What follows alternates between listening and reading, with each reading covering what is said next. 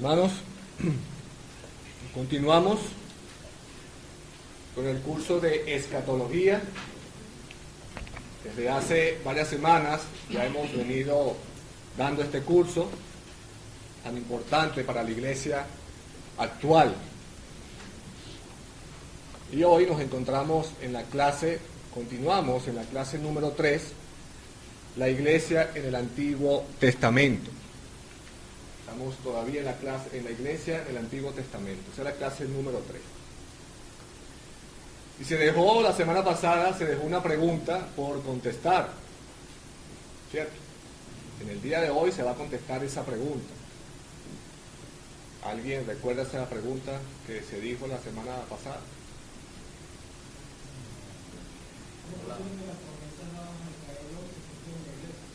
Muy bien. Muy bien, exactamente. Hoy vamos a contestar esa pregunta. ¿Cómo las promesas que son hechas a Israel son cumplidas a la iglesia que está compuesta en su mayoría por gentiles? Pero antes de contestar a esa pregunta, vamos a hacer un pequeño resumen de lo visto en la clase pasada. Y quiero que aquí me ayuden en este punto. Me ayuden un poco en este punto. ¿Cuál fue la afirmación que se demostró en la clase pasada? ¿Qué demostramos o qué se demostró a través de la Biblia la clase pasada? De la iglesia, que sí se habló de la iglesia en el Antiguo Testamento. Exactamente. No exactamente como la palabra iglesia parecía, pero sí se comprobó con los textos bíblicos que sí fue revelado y los profetas sí hablaron de la iglesia en el Antiguo Testamento. Exactamente. Que los profetas del Antiguo Testamento, hermanos, hablaron del Evangelio de nuestro Señor Jesucristo. Y decíamos, ¿cómo entonces era posible que si hablan de nuestro Señor Jesucristo, cómo entonces no hablaron de la iglesia? Que si hablaban de la cabeza que es nuestro Señor Jesucristo, ¿cómo entonces no hablaron del cuerpo de Cristo? Que si hablaron del esposo que es nuestro Señor Jesucristo, ¿cómo no entonces hablaron de la esposa que es la iglesia? Eso lo vimos la semana pasada. Los profetas sí hablaron abundantemente de la iglesia en sus profecías.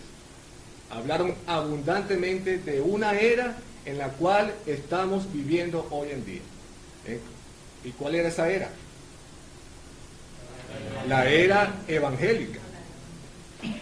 La era evangélica, y hablaron de las abundantes bendiciones que la iglesia está experimentando en el día de hoy. Y decíamos que es un hecho de que la iglesia aparece en las profecías del Antiguo Testamento y que las cosas allí escritas tienen que ver con nosotros aquí y ahora. Y citábamos algunos textos. Por ejemplo, en Hechos 3:24 decía, y todos los profetas desde Samuel en adelante, cuantos han hablado, también han anunciado estos días. ¿Cuáles días anunciaron? La era evangélica. En Hechos 2:15 al 21 vimos cómo en el día de Pentecostés se hicieron hechos maravillosos, señales y prodigios que dieron inicio a la iglesia, los cuales fueron profetizados, como vimos en la clase pasada, por el profeta Joel en Joel 2. Y en Hechos 2:15, para citarles algunos textos que vimos, porque vimos muchos textos, vimos cómo Santiago habla de la profecía de Amós, en Amós 9:11 del profeta Amós, en donde el tabernáculo de David sería nuevamente levantado, y cuando eso sucediera, los gentiles vendrían al conocimiento de su Señor Jesucristo. Y estos gentiles, su iglesia, vinieron a ser integrantes del pueblo de Dios. Y todo eso estaba profetizado en las escrituras del Antiguo Testamento. Y como dije, vimos otros textos más. También en la clase pasada, es importante recordar esto, estudiamos un poco sobre quienes negaban esta afirmación. Hablamos de un hombre llamado Juan Nelson Darby. como el que inició el movimiento dispensacionalista, argumentando principalmente que el pueblo de Israel no tiene nada que ver con la iglesia, que son dos cosas diferentes, dos pueblos diferentes, e incluso que tienen destinos distintos. Y este movimiento vimos también que tuvo mucho auge debido a una Biblia anotada, o la Biblia anotada de Scofield, la cual tuvo mucha influencia en este movimiento y que negaba contundentemente que la iglesia no aparece para nada en ningún lado en el Antiguo Testamento o en las profecías. Y vimos esos dos puntos. Vimos 2 puntos de 3 puntos en la clase pasada. Vimos la negación de esta afirmación en el día de hoy, los dispensacionalistas, a través de Juan Nelson Darby y el señor Scofield, y vimos la demostración de esta afirmación con los pasajes bíblicos de que demostraron de que la iglesia sí fue revelada, sí fue anunciada en el Antiguo Testamento por los profetas. En el día de hoy, hermanos, vamos a estar viendo el tercer punto, dificultades que se presentan de esta afirmación, o la dificultad que se presenta en esta afirmación. Y se dejó la pregunta la semana pasada: ¿cómo es posible que las promesas que fueron hechas a Israel, a los judíos, sean cumplidas en una iglesia compuesta mayormente por gentiles? Y debemos recordar esta pregunta a lo largo de esta clase. No se nos olvide esta pregunta. Si hay hermanos dispensacionalistas aquí, de seguro estarán preguntándose o estarán diciendo que estamos espiritualizando los textos. Dirán que eso no puede ser posible, que eso es interpretar, que la iglesia aparece en el Antiguo Testamento, eso es interpretar alegóricamente las Escrituras. Y ellos aseguran que debemos hacerlo literalmente. Ellos dicen, donde dice Israel, no debemos leer la iglesia, sino Israel. ¿Por qué? Porque si no, estamos espiritualizando los textos bíblicos y que según ellos estamos confundidos. Nosotros estamos de acuerdo con los hermanos dispensacionalistas en que no debemos alegorizar las Escrituras. Es muy cierto eso. Por ejemplo, hermanos, cuando la Biblia habla de los grandes hechos que Dios hizo delante de su pueblo Israel cuando los liberó de la esclavitud de los egipcios, esos grandes hechos, señales, debemos creer literalmente que eso sucedió de esa manera. Cuando Dios alimentó con maná que cayó del cielo, debemos creer que eso sucedió de esa manera. Cuando la Biblia habla, hermanos, de un joven llamado Daniel, y que este joven cayó en un pozo con leones, debemos creer que sí hubo un joven, existió un joven llamado Daniel, y este cayó en un pozo con leones que comían carne. Debemos creer que eso pasó de esa manera. En lo que no estamos de acuerdo con nuestros hermanos dispensacionalistas, además de otros puntos, pero principalmente es en su división del pueblo de Dios entre Israel, los judíos y la iglesia. ¿Por qué, hermanos? Porque esa división no es escritural, no existe en la palabra de Dios. Hermanos, no es cierto que la iglesia no aparece en el Antiguo Testamento. No es cierto que la iglesia no aparece en el Antiguo Testamento. Como tampoco es cierto que lo que estamos haciendo es espiritualizando las Escrituras, sino interpretándolas con las mismas Escrituras. Eso se conoce como la analogía de la fe, donde aquellos pasajes que son más complejos se deben interpretar por aquellos pasajes que son más claros. La escritura interpretándose con la misma escritura. Eso es lo que estamos haciendo nosotros aquí. Ahora, para contestar a esta pregunta de cómo las promesas de Israel son cumplidas en la iglesia, donde la mayoría son gentiles, tenemos que hablar del nuevo pacto.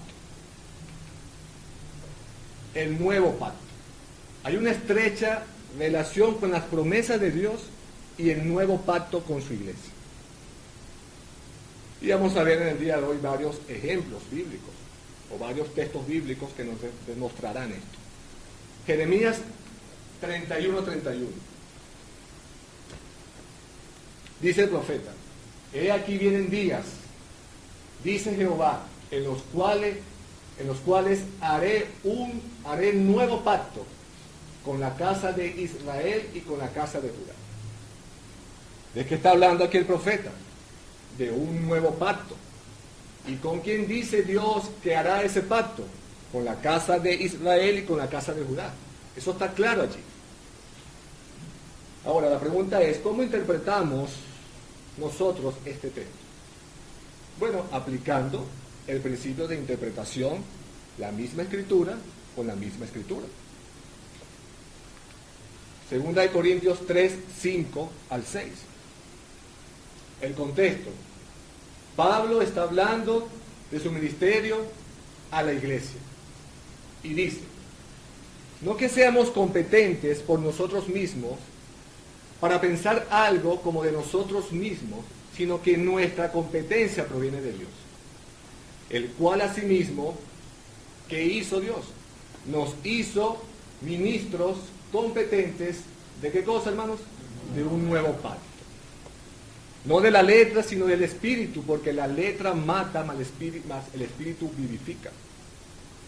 Síganme con cuidado aquí. Jeremías dice que Dios haría un nuevo pacto. ¿Con quién dijo Jeremías que Dios haría un nuevo pacto? Con la casa de Israel y con la casa de Judá, ¿cierto? Y Pablo dice en 2 de Corintios que él es un ministro del nuevo pacto. ¿A quién ministraba Pablo? ¿A los judíos? No, ¿verdad? Ministraba a la iglesia de Cristo. Romanos 15. Vemos que Pablo, por la gracia de Dios, dice, me es dada para hacer ¿qué cosa? Ministro de Jesucristo. ¿A quiénes? A los gentiles. Ministrando el evangelio de Dios para que los gentiles les sean ofrenda agradable, santificada por el Espíritu Santo.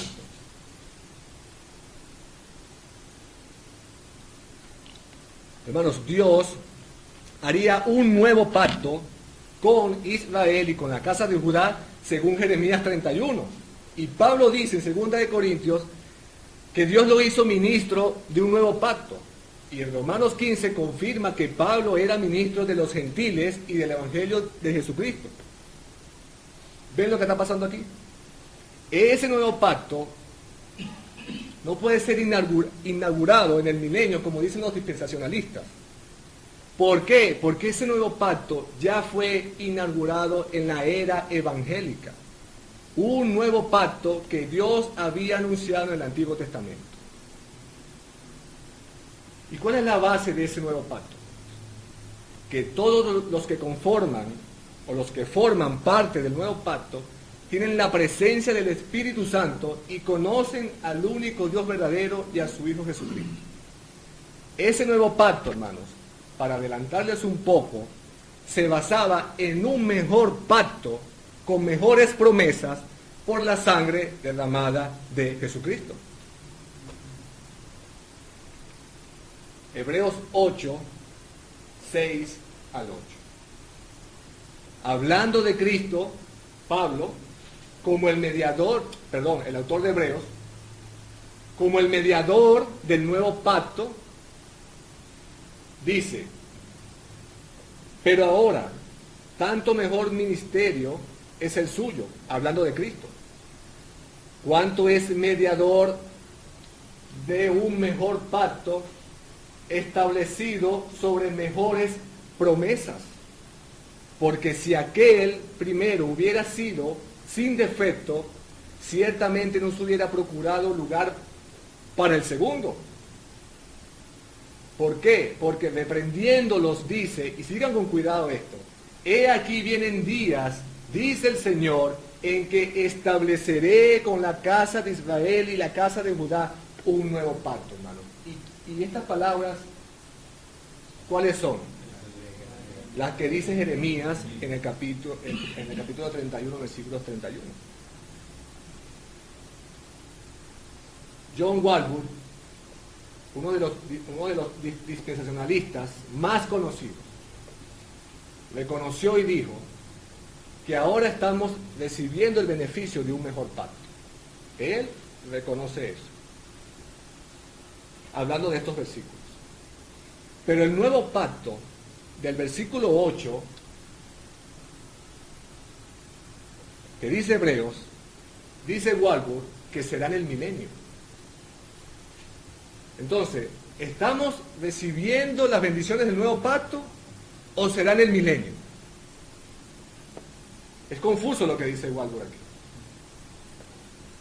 Hermanos, es claro lo que dice este texto. El mejor pacto del cual está hablando el escritor de Hebreos es, sin lugar a duda, ese mismo pacto que habló el profeta Jeremías, que Jehová haría un nuevo pacto con la casa de Israel y con la casa de Judá. Expliquemos un poco más esto. Según Hebreos 8, Dios haría un nuevo pacto con su iglesia en Cristo.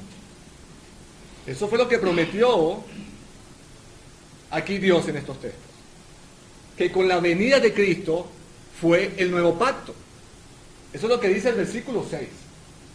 Por tanto, pero ahora tanto mejor ministerio es el suyo, cuanto es mirador de un mejor pacto establecido sobre mejores promesas. Y aquí está hablando de Cristo, hermano. Y en el versículo 7 dice que si el primer pacto hubiera sido sin defecto, no hubiera lugar al segundo. Es decir, ese primer pacto, tuvo defecto. ¿Por qué tuvo defecto ese primer pacto? Debido, hermanos, a quienes estaban en ese pacto. El fracaso en el primer pacto estaba en ellos. ¿En quiénes? En el pueblo de Israel. Porque si te das cuenta en el versículo 8, ¿qué dice, hermanos? Porque reprendiéndolos, ¿a quiénes reprendió? A los judíos, hermanos. Es decir, los judíos incumplieron en el primer pacto. Y es allí que el autor de Hebreos cita lo que dice el profeta Jeremías. Y es importante ver de forma completa lo que dice el profeta Jeremías desde el 31 al 33. Para entender lo que estamos tratando de decir aquí. Jeremías 31 al 33. He aquí que vienen días, dice Jehová, en los cuales haré nuevo pacto con la casa de Israel y con la casa de Judá. No como el pacto que hice con sus padres el día que tomé su mano para sacarlos de la tierra de Egipto, porque ellos invalidaron mi pacto, aunque fui yo un marido para ellos, dice Jehová. Pero ¿qué dice en el 33, hermanos? Pero este es el pacto que haré con la casa de Israel. Después de aquellos días, dice Jehová, daré mi ley en su mente y la escribiré en su corazón, y yo seré a ellos por Dios, y ellos me serán por pueblo. Es decir, ellos, los judíos, incumplieron en ese primer pacto. El problema no era el pacto, hermanos. El problema era el pecado del pueblo judío. Por eso, mis queridos hermanos, es Cristo el mediador del nuevo pacto. Y nosotros, su iglesia, venimos a ser partícipes de esas mejores promesas.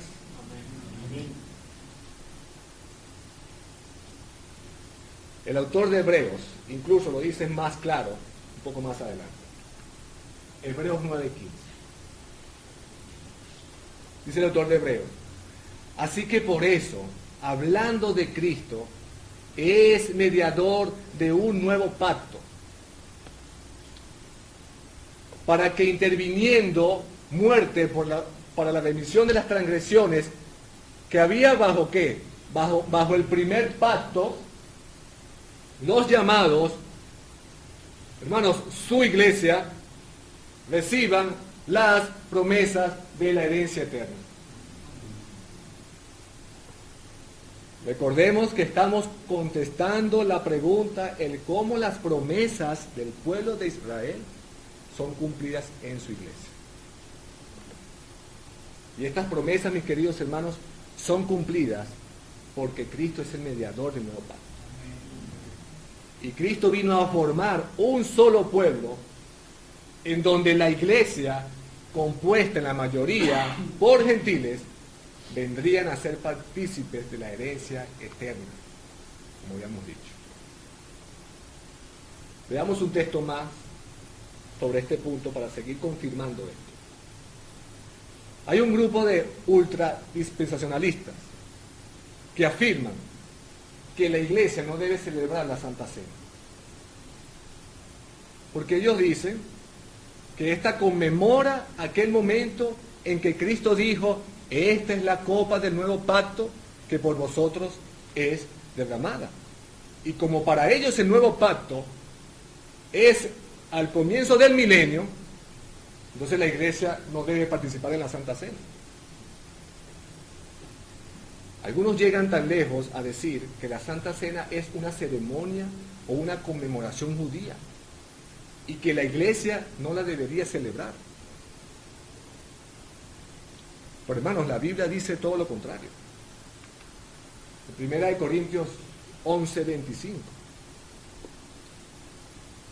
Asimismo tomó también la copa, después de haber cenado, diciendo: esta copa es el nuevo pacto en mi sangre. Aquí ¿quién está hablando? Cristo. Haced esto todas las veces que la bebiereis en memoria de mí. ¿Y con quién estaba Cristo celebrando la Santa Cena? Con sus discípulos. ¿Y quiénes formarían tiempo después la iglesia? Sus discípulos. Cristo está diciendo que nosotros, la iglesia, podemos ahora hacer memoria de esa sangre del nuevo pacto que a nuestro favor fue derramada. Es decir, es evidente que el nuevo pacto ya fue inaugurado con Cristo con su primera venida. Entonces, hermanos, si ese nuevo pacto fue hecho con la casa de Israel y con la casa de Judá, ¿cómo entonces que nosotros los gentiles estamos participando de los beneficios de ese pacto? Hermanos, allí están los textos. No tenemos que alegorizar los textos bíblicos para entender lo que estamos afirmando aquí. La respuesta del Nuevo Testamento es simple y clara. Nosotros, la iglesia, compuesta en su mayoría por gentiles, según el nuevo pacto en Cristo Jesús, somos el Israel del Nuevo Testamento, hermanos. Esa es la respuesta, esa es la conclusión que debemos llegar cuando vemos estos textos. El nuevo pacto. Ahora, hablemos de otro punto para seguir contestando esta pregunta.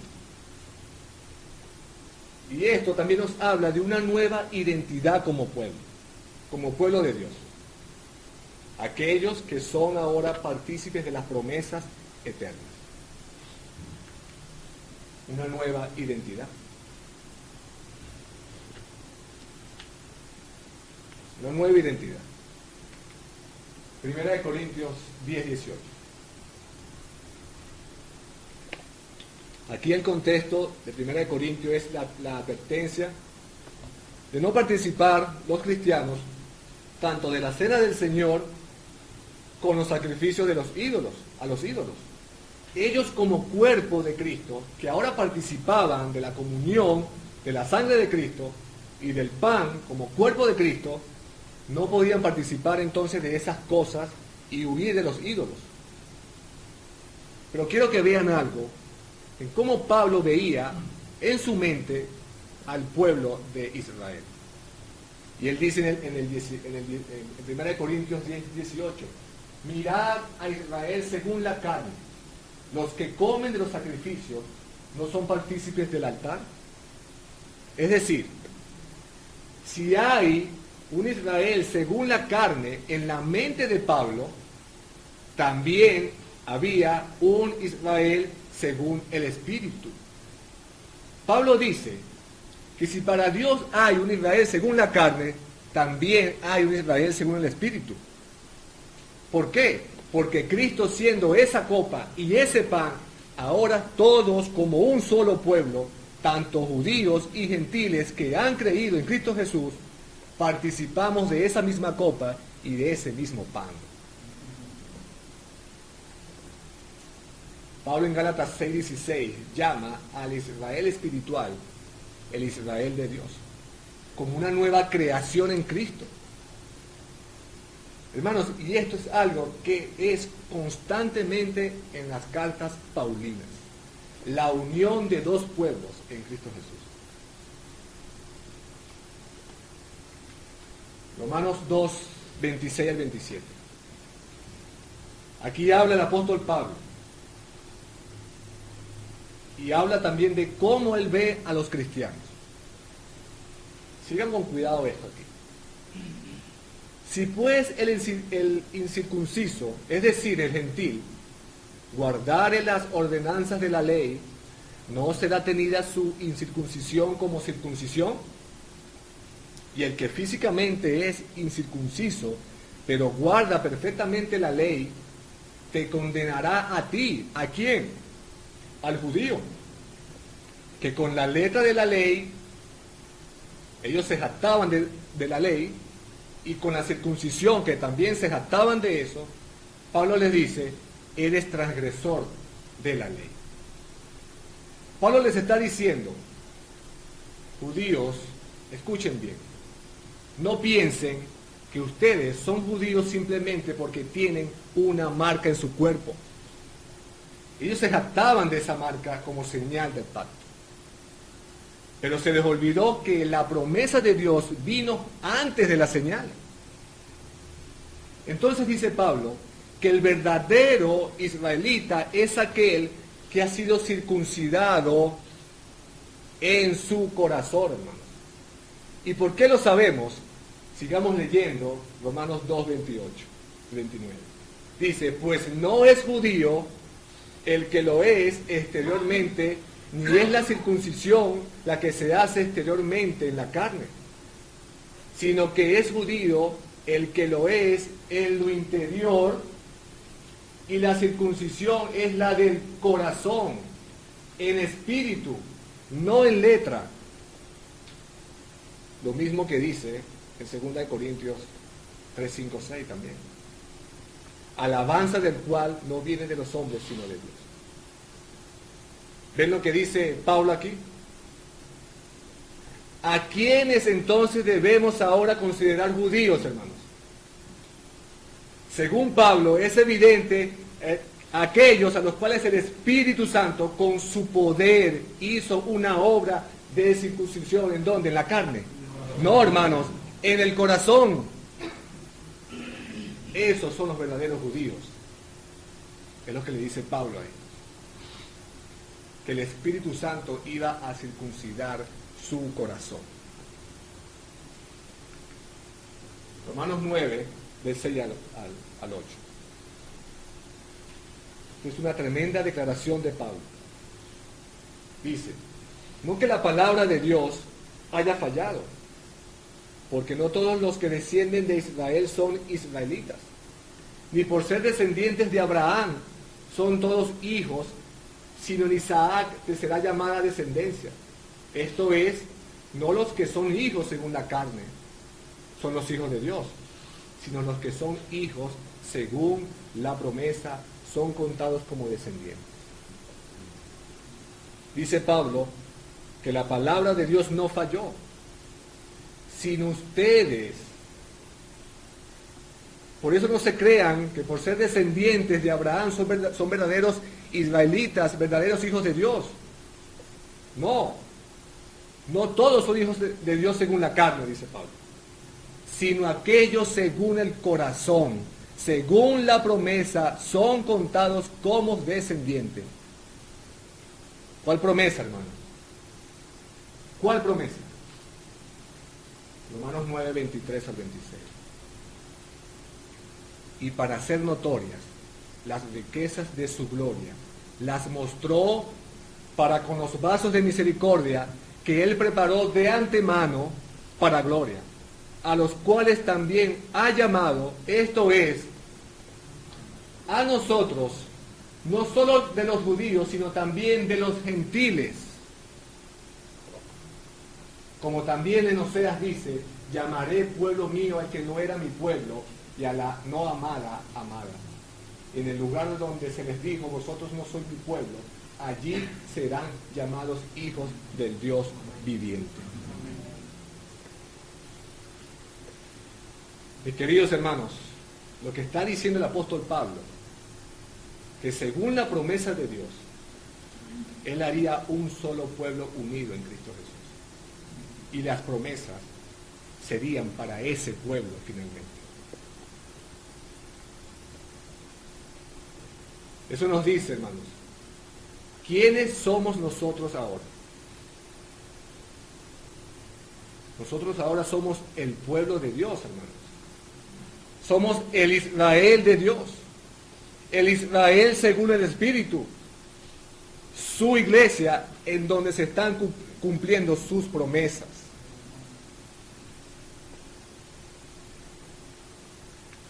Romanos 11, 16 al 24. Y esto aquí es fabuloso, esto es súper interesante. Pablo aquí está hablando del pueblo de Dios como un árbol de olivo. Es interesante, porque los judíos del Antiguo Testamento, hermanos, eran vistos como el buen olivo, como un árbol de buen olivo. Y los gentiles eran vistos como el olivo silvestre. ¿Y qué hizo Dios, hermanos? Dice, si las primicias son santas, también lo es la masa restante, y si la raíz es santa, también lo son las ramas. Pues si alguna de las ramas fueron desgajadas, es decir, los judíos incrédulos, y tú, es decir, los gentiles, siendo olivo silvestre, ¿qué dice allí, hermano? Ha sido injertado en lugar de ellas, y ha sido hecho participante de la raíz y de la rica saya del olivo.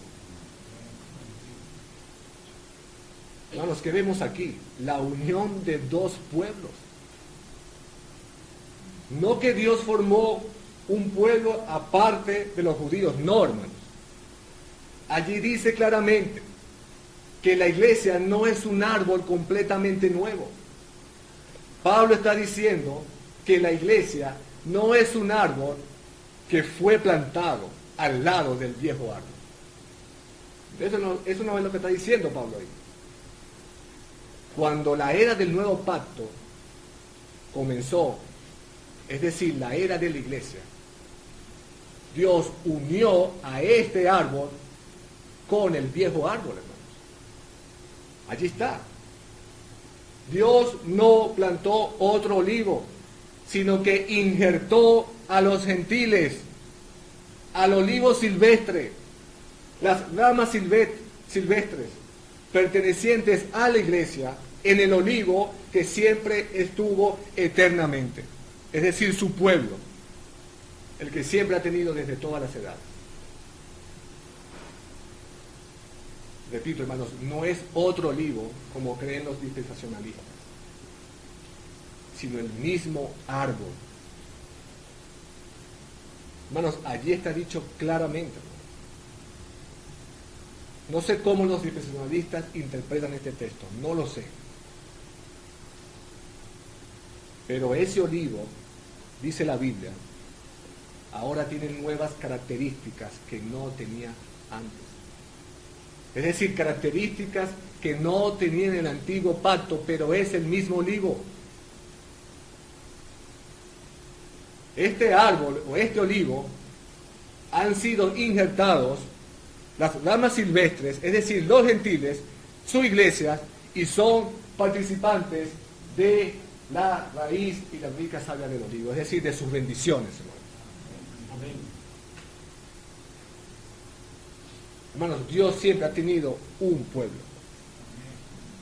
Un pueblo que ha continuado a lo largo de los siglos, y ahora ese pueblo, que es la iglesia, es el Israel del nuevo pacto.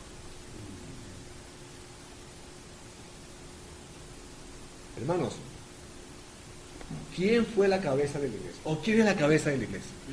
Cristo. ¿Y Cristo qué fue? ¿Un judío? Los apóstoles, hermanos, que colocaron el fundamento, eran judíos también.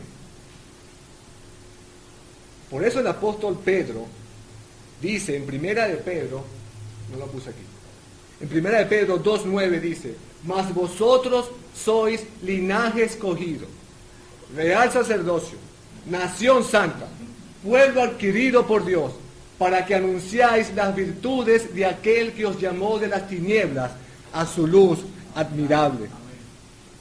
Y todas esas frases fueron usadas por Dios en el Antiguo Testamento para referirse a su pueblo, hermano.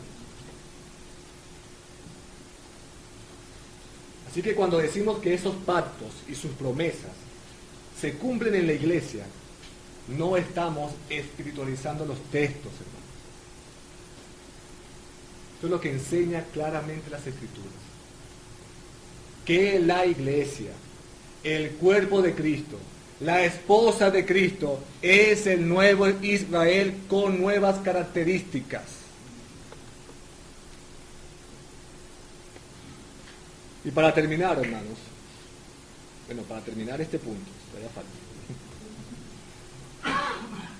Vamos en sus Biblias a buscar Efesios 2, versículo 11 al 22. Vamos a leer este texto que Pablo nos dice aquí. Y vamos a leerlo. Es un texto muy, muy, muy claro, hermano.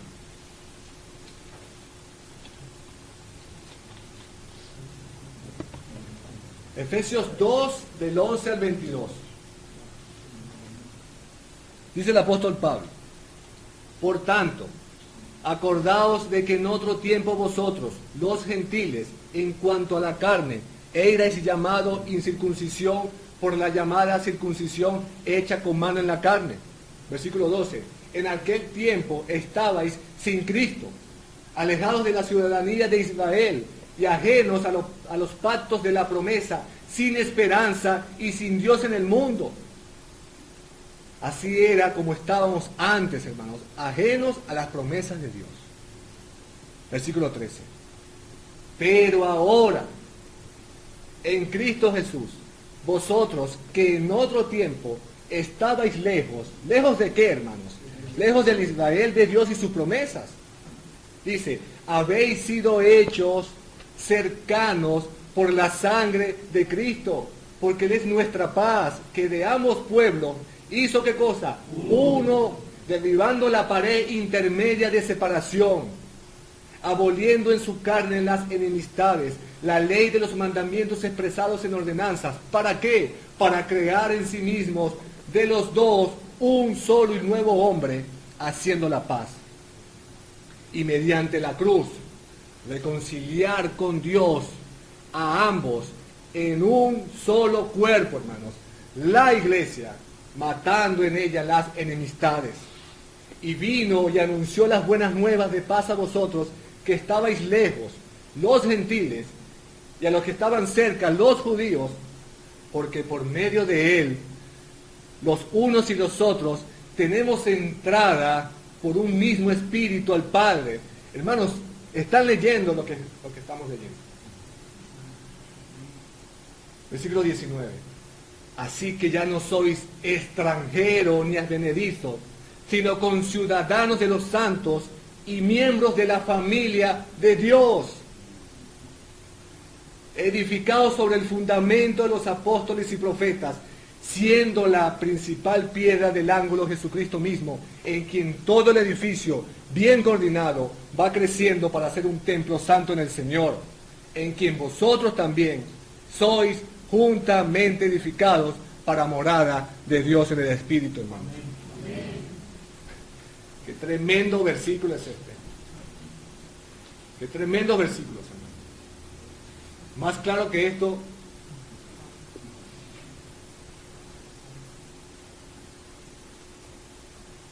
queridos hermanos, he aquí lo que enseña la Biblia en cuanto a la pregunta de cómo las promesas de Israel ahora son aplicadas a la iglesia. ¿No estamos alegorizando los textos? Estamos interpretando como Cristo y los apóstoles lo interpretaron, hermanos. Ellos pusieron el fundamento. Y este fundamento que dice las Escrituras, que Cristo mediante la cruz vino a reconciliar con Dios a ambos pueblos en un solo cuerpo, la iglesia, matando en ellas las enemistades. Allí contestamos a esa pregunta. Vamos a ver algunas aplicaciones para finalizar. ¿Qué nos enseña todo esto?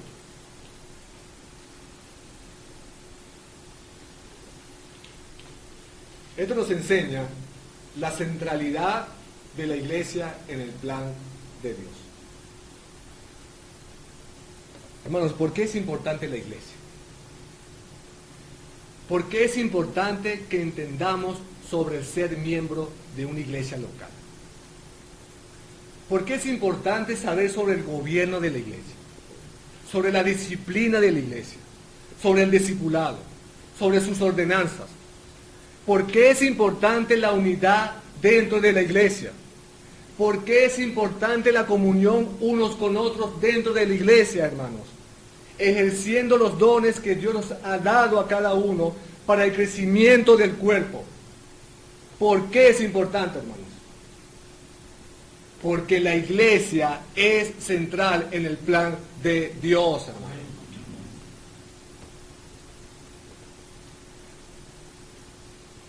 Hermanos, los dispensacionalistas tienen una visión pesimista de la iglesia, ya que para ellos cada dispensación comienza con una promesa y termina con un fallo del hombre. Y por eso es que ellos entienden que la iglesia está destinada a fracasar. Pero hermanos, Cristo dice que las puertas del Hades no prevalecerán contra ella. No fracasará nunca, hermanos. Porque quien camina dentro de la iglesia, dice el libro de Apocalipsis, es nuestro Señor Jesucristo. Amén. Escucha esto, hermano. Si tú no estás preocupado por tu iglesia,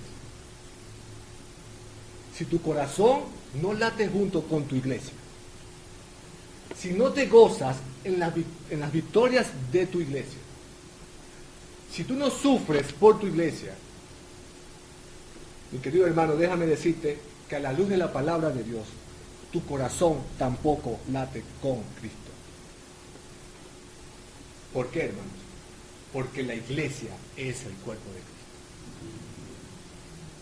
Si dices amar a Cristo, amas a su cuerpo. Pero si no amas a su cuerpo, no amas a Cristo. La iglesia es la esposa de Cristo, hermano. No podemos tomar esto a la ligera. No podemos caer en la equivocación de los dispensacionalistas, que sacan a la iglesia del plan de Dios, pensando que todo es para Israel. Esto ha debilitado la importancia de la visión de la iglesia en el plan de Dios, hermanos. Pensando solo en el milenio, pensando solo en otras cosas. Pero la Biblia nos ha demostrado por el fundamento de Cristo y los apóstoles, que la escatología habla de la iglesia como pueblo de Dios en el Antiguo Testamento y en donde se están cumpliendo sus promesas, hermanos. Busquen Efesios 3:10, por favor.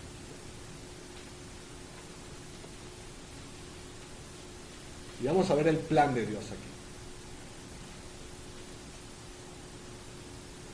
Efesios 3:10.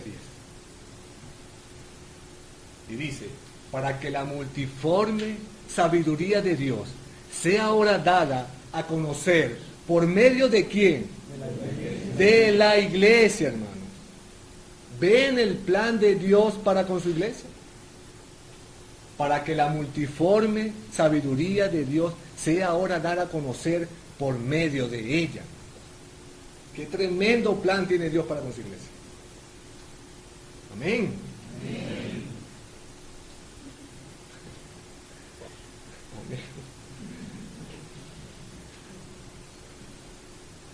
En segundo lugar, esto nos enseña que es un desacierto grande, hermanos, la distinción que hacen dos dispensacionalistas entre Israel y la iglesia. La misma Biblia nos ha demostrado que están equivocados. La iglesia es el Israel de Dios. Y como dije, en ella se están cumpliendo sus promesas. Como tercera enseñanza, esta enseñanza neutraliza la acusación que hacen los dispensacionalistas a todos aquellos que no interpretan la Escritura como ellos la interpretan. De que estamos espiritualizando los textos que deben ser interpretados literalmente. Ellos nos acusan de que nosotros usamos un método alegórico de interpretación. Pero como se dijo, hermanos, no estamos interpretando las Escrituras de esa manera. Estamos interpretando las Escrituras con el mismo método que utilizaron Cristo y sus apóstoles. Tomando la palabra de Dios, como ella misma nos dice, que debemos tomarla, interpretándola con la misma Escritura. Cuarta enseñanza, hermanos. Nos muestra la unidad de toda la Escritura. Muchos creyentes se acercan al Antiguo Testamento creyendo y pensando que lo que está dicho allí no es para ellos, que es para los judíos nada más. Y como vimos hoy, la misma palabra nos confirma todo lo contrario.